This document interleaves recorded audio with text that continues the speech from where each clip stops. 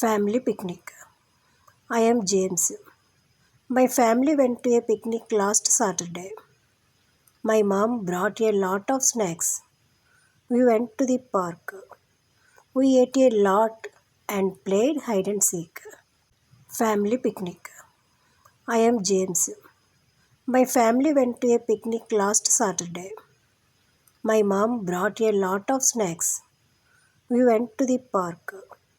We ate a lot and played hide and seek. Children, did you understand this story? Now, can I ask some questions regarding this? First question, what is the boy's name? Second question, what did the family do? Third question, what did mom bring? Fourth question, what did they do at the park? Children, if you find these answers, you have to mention in the comment box. Please like, share and subscribe this channel.